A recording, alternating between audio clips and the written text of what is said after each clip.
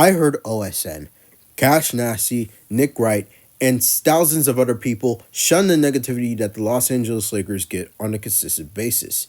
They believe that they're blindly defending a group who hates the team. But that's not accurate. We don't hate the Lakers. We hate the legacy of the Lakers, what they stand for, and what they're currently being used against.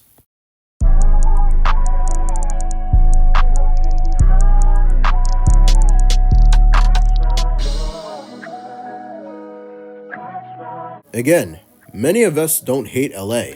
Many of us are smarter than that. For instance, there's been massive publications such as Laker Nation hinting at a third All-Star or potential perennial All-Star player to pair up with Anthony Davis and LeBron James to help them get past the playoff hump and potentially make LeBron James a 5 or 6 time champion. Obviously, and probably unfortunately for Lakers fans, those opinions and views turn out to be clickbait, but hey, it's fun diving into the unknown.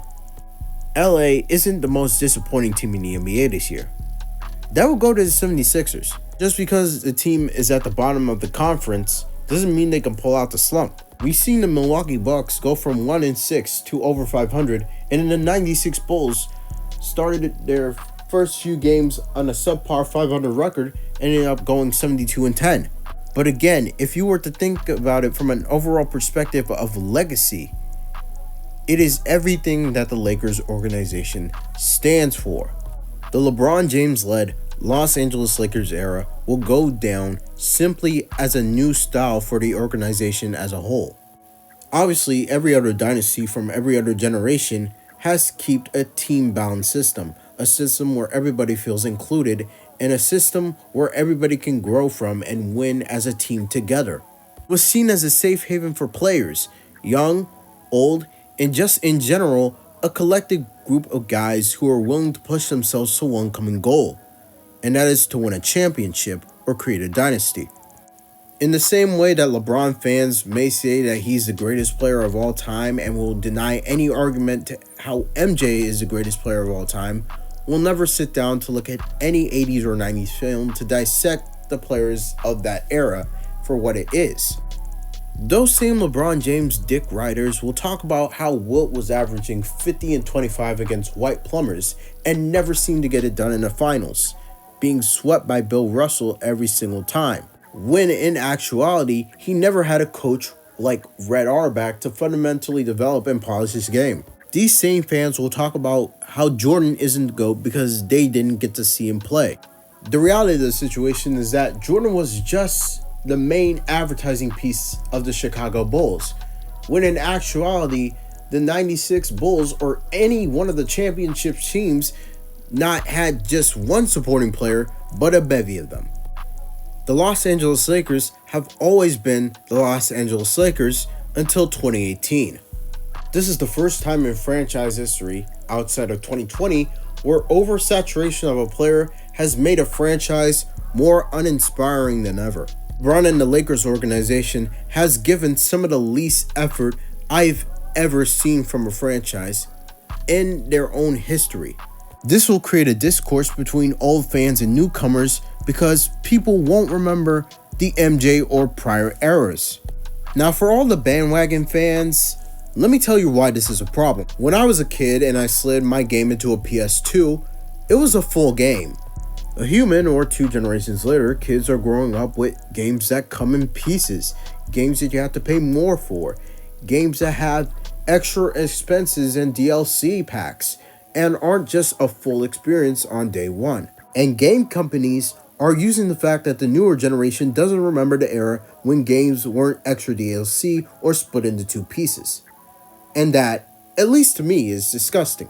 The same way that giving main priority to just 2 or 3 guys is lazy and against the name of the franchise that you're supposed to represent. Don't say you're destined for a title if you're going to have LeBron James, Anthony Davis, a third player who is a borderline 20 point per game scorer, 1 or 2 washed up all-stars, and a couple other role players. And this wouldn't be as big of a problem if LeBron James and Darvin Ham, or for the purposes of this video, JJ Redick, got ahead of this. How about not letting LeBron play GM all the time? How about you let these young guys develop and grow into your system? How about gaining a more serviceable coaching staff and veterans who can guide the young guys? LeBron James, in the closing days of his 30s, is in severe need of a title in the face of the GOAT argument. Looking back on it, it would have been a no-brainer to not let LeBron play GM, to gain veteran talent, to develop the young guys, and hell, even keep Luke Walton as head coach, and hell, even let Phil Jackson work basketball operations in Los Angeles. But without all these propositions in place, LeBron James fans who are desperately waiting for a fifth title and a debatable argument in the GOAT conversation are stuck waiting or might not get it at all. The LeBron James era has also led to the identity of the failed super team across the league. The idea to play it safe, not taking risks. I mean, look at Russell Westbrook's transition from Washington to the Lakers. Stands that Russell Westbrook deserves to be a champion and deserves to be in the Hall of Fame. This should not be a controversial stance. His style of play is almost lower in quality in every aspect as soon as he got to Los Angeles. Why is Coach Darvin Ham taking a back seat to make Russell Westbrook a sixth man rather than a triple-double king? I have a video in production regarding Russell Westbrook in Denver, so stay tuned for that one. The LeBron James era has also led to two profound pitfalls: lack of young guys developing and false equivalency. The Los Angeles Lakers throughout the years weren't just known for their all-stars, but the role players as well. Los Angeles Lakers during their initial finals runs were known for players like Dick Barnett, Mel Counts, Darrell Imhoff, Jim McMillan, and countless others. Many NBA fans will forget that Elmore Smith, a 7-foot center from Kentucky, recorded 3 games of 14 blocks in a 9-day stretch, including an NBA record 17 blocks.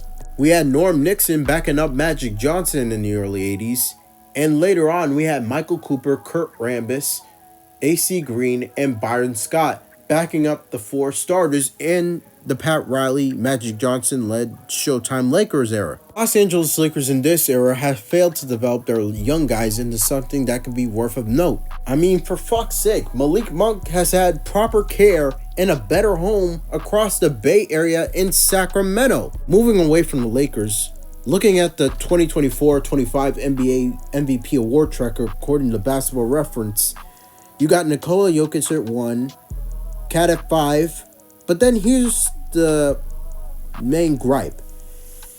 The Cavaliers have Evan Mobley at 7, Darius Garland at 9, and Jared Allen at 10, ahead of LeBron James and Anthony Davis. It's like putting Cars 2 in the same spot and consideration as Toy Story 3 and Wall-E. A winning record doesn't necessarily mean you should get a spot. For instance, if you're in a group project and 2 people are working as hard as possible while the other girl just sits there and tries to be popular on Instagram, like, why would there be an equal level there? I mean, hell, in the same way LeBron James could be at the top of the MVP leaderboard if this was, 2010, 2013, 2016? But a present-day LeBron James that doesn't have the killer mentality of a Michael Jordan, a Kobe Bryant, or hell, even a Gary Payton or a Larry Bird shouldn't be on that list. Another argument that people make is that, oh, well, LeBron James is nearing 40 and he's achieved everything he wanted to in his career, so why would you complain? Well, for several reasons. MJ had a bevy of supporting cast other than Phil Jackson and Scottie Pippen to surpass him towards out of the Eastern Conference Finals hump. So he not just had one supporting cast member, but a bevy of them. He had B.J. Armstrong, he had Cliff Livingston, he had Bill Cartwright, Luke Longley, Dennis Rodman, Tony Kukoc, Ron Harper. You know what? I don't even need to call a row. You know what I mean. A strong supporting lineup where LeBron James doesn't have that. Secondly, there's thousands of other players overseas that are looking for a fresh, clean look in the NBA. Thirdly, why wouldn't I, you, or anybody want to see LeBron James go as a winner for the current generation? There is no effort of coming from LeBron James that is even reminiscent of the 2016 or 13 NBA titles that he has achieved. I mean, we had a point guard in every other era. Why isn't that this era doesn't? Why don't they have something on par of that? Why do I have to go into the free agency pool? Why can't JJ Redick and company push a little harder here? And I can't even mention what happened to D'Angelo Russell. What a wasted pile of talent he is now. 12 to 15 points? How about you average 25 a night, my nigga?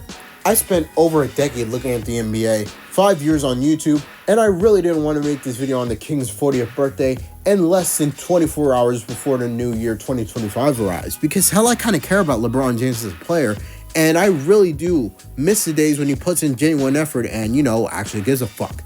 But if YouTubers are going to act like this is okay and are defending the status quo and being completely disingenuous to this generation compared to our own treatment that we had, then I just can't let this continue. I can't let people say, oh yeah, this is completely normal. Let's have many other people attack the Lakers and talk shit about the Lakers and LeBron in the face that it's always on. Like, that's just not right. As always, thank you guys for watching. Let me know some of your thoughts in the comments below. I just think many people misunderstand where we're coming from.